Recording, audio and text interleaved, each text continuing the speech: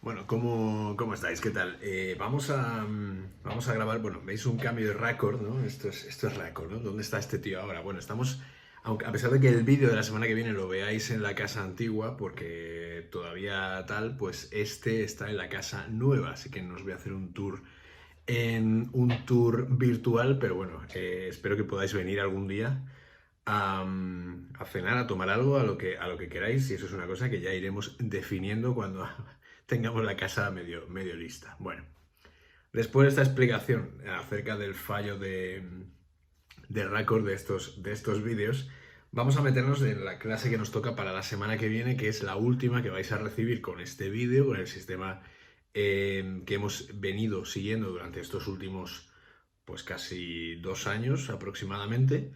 Y vamos a confiarnos a la última clase de todas, que recordad que por unanimidad salió como El Odio, ¿no? Que era la última de las películas que nos tocaban para este año, que era la mejor película de la historia o la película que más nos ha marcado o cualquier excusa que podamos poner. Y que ha salido El Odio de Matthew Kassovitz, que como recordáis hemos visto ya y la vimos en Espíritu Santo hará pues como tranquilamente 7 años. Con lo cual viene muy bien recordarla y viene muy bien volver a verla porque seguramente salgan cosas que en su día no salieron y que pueden ayudarnos a de alguna forma reinterpretar y volver a ver con mesura la película de la que estamos hablando, que es El Odio. Para esta semana que viene, es decir, viernes día 10 de junio, vamos a irnos a una zona que hemos dejado un poco abandonada a lo largo de todo este curso, al menos, a hablar de la historia del cine, y que es un poco Centroeuropa, ¿no? Esa parte de esa frontera que hay entre Alemania, Austria y lo que fue la Unión Soviética, esa serie de países de los cuales sí que sabemos algo, porque sí que hemos visto algunas manifestaciones cinematográficas, pero que evidentemente tienen muchísimos puntos inconexos, por llamarlos de alguna manera, o lugares en los cuales no podemos eh, entrar debido a que en buena parte de esos países imperó el régimen soviético hasta el año 1991. Entonces es importante que veamos la película que vamos a ver esta semana, sobre todo porque se trata de una película de uno de los directores más importantes de esta zona de Europa y posiblemente de todas las películas del cine europeo. Ya sabéis que no me gusta llamarlo cine europeo, pero bueno, el cine producido en el continente europeo. Y evidentemente vamos a intentar desgranar un poco qué es lo que sucede, porque además este es el primer largometraje que hace este director. Sin más rodeos, vamos a ver hoy La cicatriz de Krzysztof Kieslowski, ¿no? Que es uno de los directores más importantes de toda esta generación de post Segunda Guerra Mundial, efectivamente, y digamos que entronca con diversas tradiciones del cine que venían dándose. Si habéis podido ver algunas de las películas de las que hablamos de Herzog, por ejemplo, o incluso Fassbinder, en Alemania es este tipo de cine que empieza a preguntarse qué es lo que sucede en Europa después de la Segunda Guerra Mundial y después de la situación política que se estaba viviendo en el continente tras también la llegada, la instauración y toda la explosión de la Guerra Fría, esa batalla entre la Unión Soviética y los Estados Unidos por hacerse con el control de digamos, de todo Occidente, ¿no? Por decirlo de alguna manera. Hablamos hoy de Kieslowski porque es uno de los cineastas no solamente más importantes a nivel europeo, sino que también es uno de los cineastas más representativos del cine de su país, que es Polonia. Quizás podemos también hacer un mapa, ¿no? Con directores polacos que nos han marcado a lo largo de generaciones. Roman Polanski, por ejemplo, Andrzej Wajda, por ejemplo, Agnieszka Holland también fue candidata a tener una película en esta programación de este año, pero al final se cayó en detrimento de este Kieslowski, que me parece bastante más relevante a la hora de hablar de historia del cine. Y por supuesto Pavel Palikovsky, que es el director de Ida y de Cold War, que son películas más cercanas, películas más recientes, por las cuales podemos también investigar todo lo que es la memoria del cine polaco. Por hacer un ejercicio de memoria, hemos nombrado a Polanski, del cual vimos una película llamada, creo que fue El Quimérico Inquilino, que fue la que vimos hace muchos años, y pudimos ver también aquella con Gerard Depardieu, que se llamaba, es que lo estoy diciendo de memoria, una jornada particular, ¿no? Bueno, lo buscaré, una de Tornatore, que además era fantástica, él hacía de actor y era maravilloso. Pero bueno, el escritor, el pianista, Dios salvaje, Tess, Macbeth, las- yo qué sé, el baile de los vampiros, Chinatown, Semilla del Diablo, es uno de los directores más importantes también, no solamente salido de Polonia, sino adaptado a Occidente, ¿no? Y la diferencia con Kieslowski quizás sea también, aparte de notable, sea que Kieslowski, aparte de morir bastantes años antes de lo que, bueno, Polanski no ha muerto todavía, pero bueno, estamos hablando de un director que murió en los 90, Polanski sigue en activo, pero digamos que el que más se mantuvo fiel a lo que necesitaba contar en su país era Kieslowski. Vimos también, bueno, Cenicias y Diamantes, acordados de aquella película de Baida que vimos en Espíritu Santo también, por si también nos ayuda todo esto a situar un poco el país en el que estamos, Polonia, y el tipo de cine que vamos a ver, que ya os digo que entronca muy bien con todo lo que vimos, al menos formalmente, de lo que nos dejó el nuevo cine alemán en este sentido. Entonces digamos que es una zona, ¿no? Pues por ejemplo, las regiones de Estonia, Letonia, Lituania, pues, país de Polonia, Hungría, Rumanía, todo esto.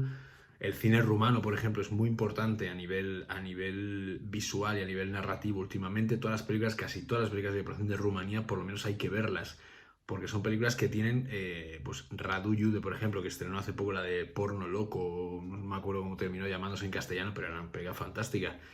Eh, Cristi Puy, bueno, yo que sé, arrancó con 9 meses, 3 semanas, 2 días, y a partir de ahí la tradición del cine rumano, en los 90, primeros 2000, perdón, fue increíble. Y aquí justo es en esta época además donde surgen, pues, por ejemplo, la Checoslovaquia de Milos Forman, por ejemplo, la Hungría de István Szabó o Béla Tarr, por ejemplo, pues son, digamos, todas estas influencias que hacen que los países de la órbita soviética, las repúblicas socialistas soviéticas de estos países, empiecen a, por lo menos los artistas, desde su punto de vista crítico, empiecen a plantearse qué es lo que sucede realmente con la situación política, la situación de hambre, la situación económica, la situación de guerra y todo lo que se vive en estos países que todos tenemos la imagen de que son países grises, con muchísimo frío, nevados, edificios de piedra. Seguramente tengáis películas en la cabeza que os inviten a pensar en este tipo de cine.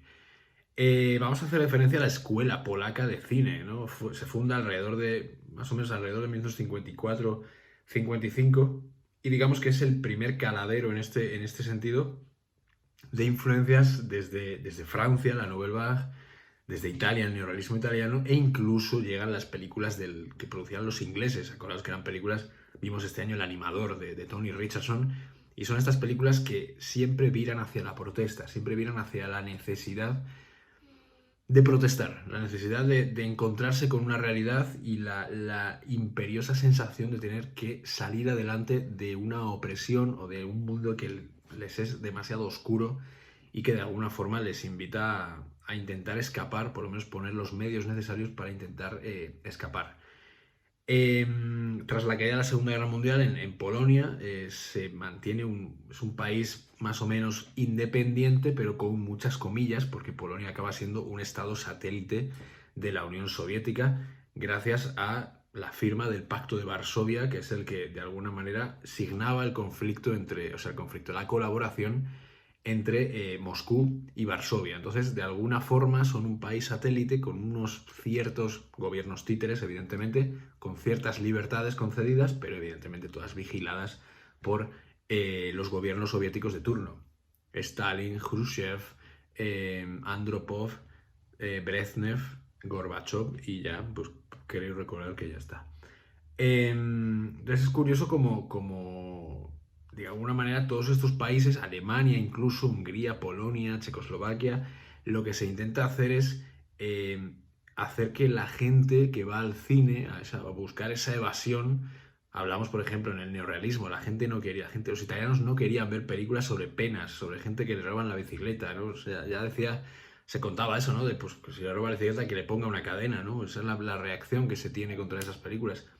Y aquí en estos países sí que la gente empieza a verse identificada con las películas que ven desde el punto de vista del letargo, ¿no?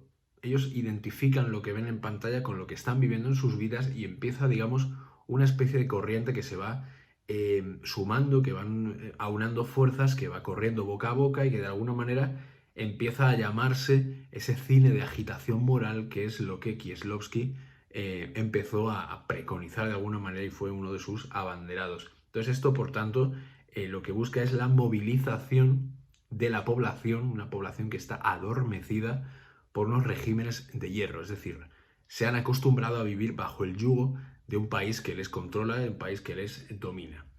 Kieslowski, a lo largo de su cine, él apuesta por la individualidad. Es un cine de individuos, es un cine de habitaciones, de personajes únicos que se interrelacionan con otros, pero la definición de cada uno de los personajes de las películas de Kieslowski es prácticamente una de sus señas de identidad.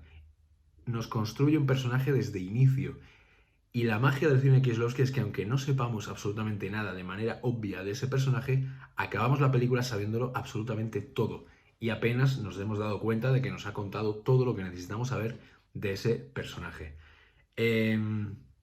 Quizás todo este individualismo de Kieslowski le vino debido al concepto de colectivización que se hacía desde la Unión Soviética y que a él desde pequeño le fueron marcando, ¿no? Todo ese símbolo de comunidad, de trabajar por el grupo y demás, que lo que hizo fue el provocar el efecto contrario, ¿no? Que lo más importante quizás era el cuidar de uno mismo, el cuidar del individuo, más que de la masa, que al fin y al cabo no era más que un grupo de gente buscando un objetivo común. Pero para que esa masa funcione necesita que todos esos elementos individuales también tengan conocimiento de sí mismos. Entonces, Kieslowski, por tanto, podemos decir que fue un humanista, como pocos ha habido en la historia del cine, y fue uno de esos hombres que intentan entender, comprender y explicar al ser humano desde lo que es él mismo, desde la manera que tiene de identificarse con lo que él mismo está escribiendo y de la manera que tiene de plasmar silencios, traumas, pasados, futuros, incluso ideas de futuro que quiere para sus personajes, y lleva a esos caracteres a indagar incluso en sí mismos, a buscarse y a tomar conciencia de lo que tiene el individuo como individuo de una manera indeleble, que es la libertad. Entonces es ahí donde Kieslowski se moja, donde Kieslowski obtiene las primeras manifestaciones de su cine y de alguna manera es lo que nos lleva, por ejemplo, hoy a la película que vamos a ver esta semana, que es La cicatriz. Es una película, es el primer largometraje que realizó después de bastantes cortos y es de 1976. El protagonista es un tipo llamado Bernard, que es director de una empresa que está localizada en mitad de casi de la nada, ¿no? Vamos a viajar con él a través de todo lo que son las contradicciones de su país, las contradicciones de la política del momento, esa lucha de bloques, a pesar de que ya en el 76 la cosa ya estaba a punto de ser distendida. Es una época muy extraña porque venimos de aflojar un poco las cuerdas por parte de Estados Unidos e intentar apretarlas de manera poco exitosa por parte de la Unión Soviética. Entonces, aquí hablamos de las contradicciones de la política del momento, de la entrega humana a un sacrificio laboral, de alguna manera también marcado por ese régimen de hierro, y quizás una frase que yo creo que resume la película de una manera extraordinaria, que es todo aquello que conlleva estar en el momento justo, en un lugar quizá equivocado. Entonces, esto digamos que es un resumen de los muchos que se podrían hacer de la película que vamos a ver hoy. Seguramente haya gente en este grupo que conozca a Kieslowski de una manera más aventajada que yo, que he visto alguna que otra película de Kieslowski, no tantas como me gustaría, y quizás entre todos podamos hacer un debate muy, muy interesante alrededor de la figura de uno de los directores más importantes de nuestro continente. Así que nada, os dejo con La cicatriz de Krzysztof Kieslowski y cualquier cosa que queráis comentar, decir, tal, en plan de, venga, que nos quedan 2 clases, una de ellas muy espiritual. De hecho, las 2 últimas que vamos a ver ya adelante van a ser francesas y una no es porque la haya puesto yo, sino que la habéis elegido vosotros, con lo cual me gustará acabar con el cine francés porque de alguna manera será como volver al inicio. Así que de momento nos concentramos en Kieslowski y cualquier información que busquéis y cualquier complemento que tengáis a la clase del viernes que viene, pues será muy bien recibido. Acordaos de que tenemos también el Decálogo, que por cierto sale ahora una versión en DVD y Blu-ray por parte de A Contracorriente Films, os lo digo por si estáis interesados. Me lo decís y yo os comento y os cuento y demás. Y luego, por supuesto, la trilogía de los colores de la bandera francesa, azul, rojo y blanco, que también es una trilogía absolutamente fundamental. Así que nada, os dejo con la película, no me enrollo más y nos vemos el viernes que viene. Un abrazo para todos.